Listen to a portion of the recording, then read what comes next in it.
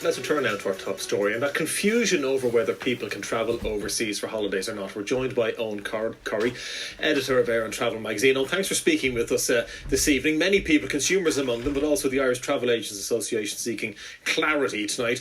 Do you know whether we should be travelling or whether we should not, based on the various advices that are being offered? Well, the Irish travel agents have been managing the upcoming trips and keeping Ireland connecting with the world.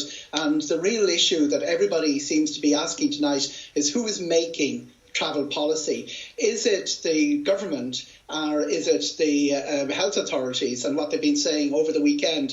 The reality is nothing has changed. It's very important to say that the government has not updated its travel policy. It's all but essential travel is not exactly banned, but discouraged to every country in the world. That's where we stand. And what we've seen over the last few days is basically opinions of medical people and a drive by NFET to try and reduce the number of cases in the country and reduce the risk in the country, which is their right. But it hasn't become official travel policy, and that's where the confusion lies. So who can clear this up? Do we need a definitive update from the government or reinforcement of what government is saying to the public?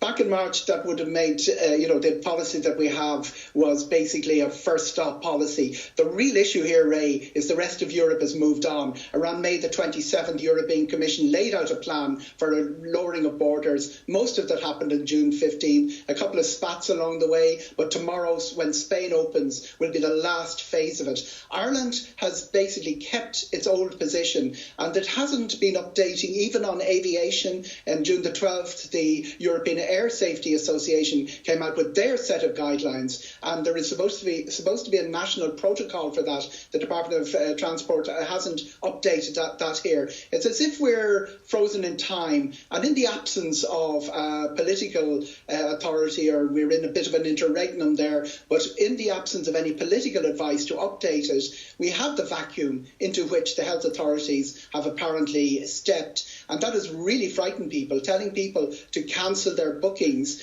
The health authorities don't have their own concerns, and it's purely health. But there are 200,000 jobs at stake here. 75% of the tourism spend, not the tourism numbers, but the tourism spend is inbound tourism. And while we have our 14-day quarantine, we still have that in place. Yes, because flights are resuming tomorrow, or many flights are resuming tomorrow.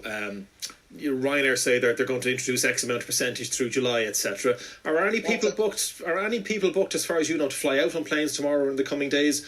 And to pick up on your point there, are any foreign visitors booked to come in? Coming in is a little bit of a problem. The 14-day quarantine has scared people.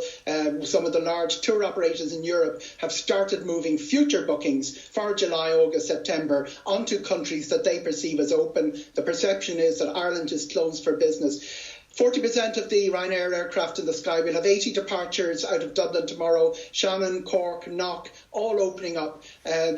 The load factors range between 50 and 80% on those. Some of them seem to be quite busy indeed. And you can track on the Ryanair website that some of the fares that came in at €60 are now gone up. So a lot of people preparing to travel. The real issue is there is a quarantine on return. You're supposed to self-quarantine, and the health people are looking for that to be strengthened.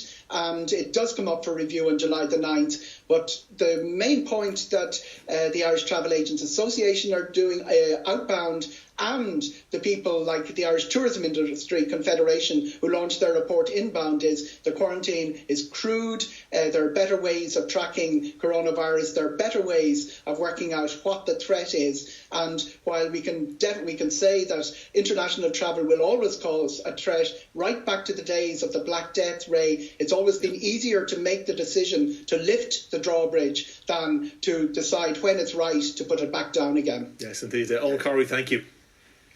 Always a pleasure.